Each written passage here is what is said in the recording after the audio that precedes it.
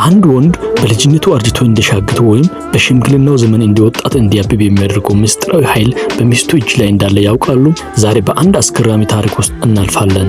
ሶስት ወንድማማቾች በቤታቸው እንቆቅልሽ የሆነውን ነገር ሊያስፈቱ ወደ ጥበበኞች መንደር ሲጓዙ ያዩዋቸውን ሶስት ድንቅ እንቆቅልሾች ለዛሬው ግራ ለገባው ዓለማችን ፍቱን መልስ አላቸው።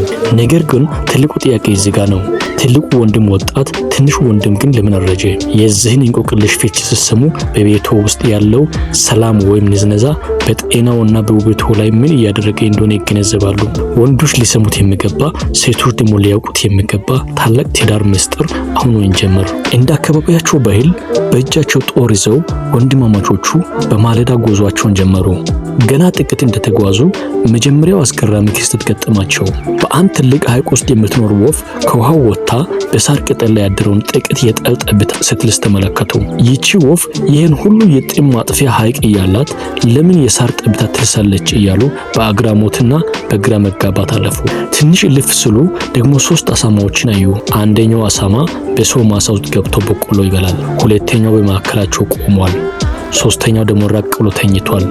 ከወንድማማቾቹ አንዱ በያዘው ጦር በቆሎ የሚበላውን አሳ ወጋው። ነገር ግን የተፈጠረው ክስተት እጅግ ግራ የሚያጋባና አመክንዮ የለሽ ነበር። የተወጋው አሳማ ምንም አልሆነም። በመሃል ቆሞ የነበረው ግን ደም ፈሰሰው። ራቅ ብሎ ተኝቶ የነበረው ግን ወዲያው ሞተ። የተወጋው ሌላ፣ የደማው ሌላ፣ የሞተው ሌላ።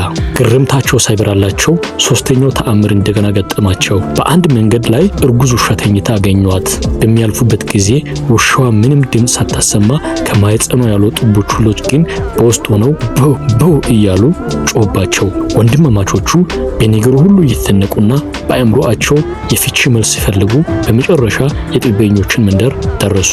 ወንድማማቾቹ የጥበበኞች መንደር እንደደረሱ ቤት ሲጠይቁ ያገኟቸው ሰዎች ወደ አንድ ቤት ጠቆሟቸው። እዚያ ቤት ሲገቡ በከባድ እርጅና ተጫጭኖ አጥንቱ እንደተሰበረ ሰው አልጋ ላይ ደክሞ የወደቀ ሽማግሌ ያገኙት። እነሱም ከዚህ ሰው በላይ አዋቂ አይገኝም ብሎ ሲያናግሩት፣ ሽማግሌው ግን እየተኮላተፈ በድካም ድምፅ እኔ ታናሽ ነኝ፣ ለእንቆቅልሻቸው ፍቺ የሚሰጠው ግን ታላቅ ወንድም ነው፣ ወደዚህኛው ቤት ሂዱ አላቸው። ወንድማማቾቹ ለዚህ ሁሉ የሻገተ ሽማግሌ እንዴት ታላቅ ወንድም ይኖረዋል እያሉ በአግራሞት ወደ ተባለው ቤት ሲሄዱ አንድ ጉልበተኛ መካከለኛ እድሜ ያለው ጎልማሳ ሰው ከከብቶች ጋር ሲሮጥ አዩት። የሽማግሌው ልጅ መሆን አለበት ብለው ሲጠይቁት እርሱ ግን በፈገግታ አይ እኔ የታናሹ ወንድም ታላቅ ነኝ፣ ነገር ግን ከኔ የሚበልጥ ሌላ ታላቅ ወንድማችን አለና እሱ ጋር ሂዱ አላቸው።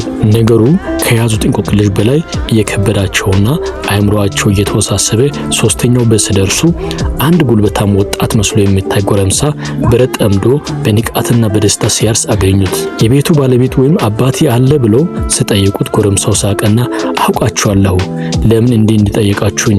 እኔ ታላቃቸው ነኝ አላቸው። ወንድማማቾቹ የሚያዩትን ማመን አልቻሉም። የእድሜና የገጽታ መለያየት ግራ አጋባቸው። ታላቅ የግራ መጋባት ስሜት ወረሳቸው።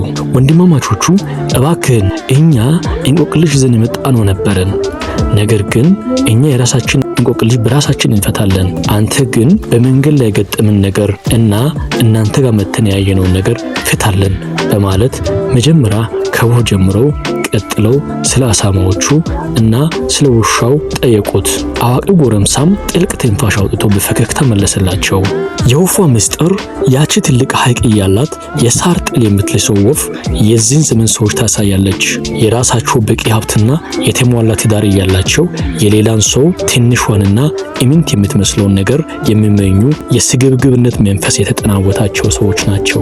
የአሳማዎቹ ምስጢር የተወጋው ሌላ፣ የደማው ሌላ፣ የሞተው ሌላ መሆኑ በዛሬው ዘመን የፍትህ መጓደል የደረሰበትን ከባድ ደረጃ ያሳያል። ጥፋተኛው በሰላም እየኖረ ንጹሃኑ የሚበደሉበትና ምንም የሌለበት ሰው ከምንም በላይ የሚሞትበትን የመከራ ዘመን ይወክላል። የውሻው ምስጢር እናትየው ዝም ብላ ቡችሎቿ ከማይጸን መጮኻቸው የመናገር መፍትሄ የመስጠት አቅም ያላቸው ትላልቅ አዋቂዎች ዝም ብለው ህፃናትን አላዋቂዎች የሚጮሁበትና ራሳቸውን የእውቀት ምንጭ አድርገው የሚያሳዩበትን የእውቀት መዛባትን ዘመን ይወክላል። አዋቂው ቀጥልና ስለ ራሳቸው ቤት እንቆቅልሽ ምስጢር እንዲህ ሲል ገለጸላቸው።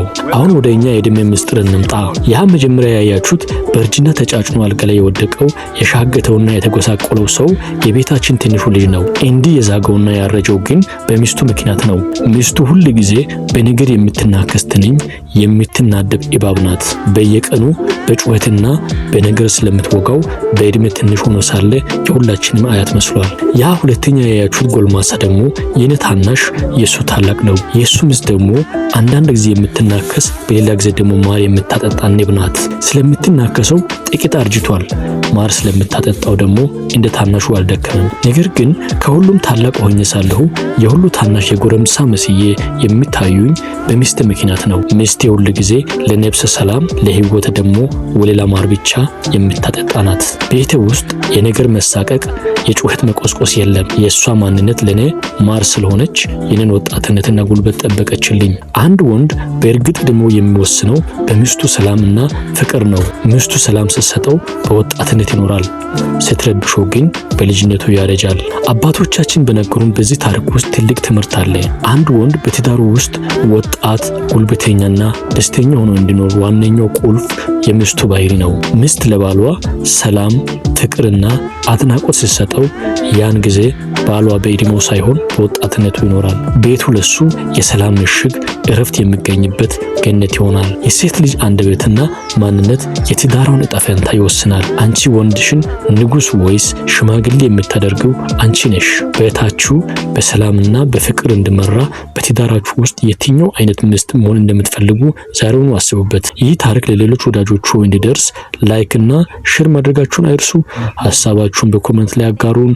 ለተጨማሪ ጥልቅ የትዳር ትምህርቶች ሜሪጅ ሴክሬትስ ኤንድ ሶሉሽንስ ቻናላችንን ሰብስክራይብ በማድረግ ደወል ምልክቷን በመጫን ቤተሰብ ይሁኑ። ሰላም ለቤታችሁ ይሁን።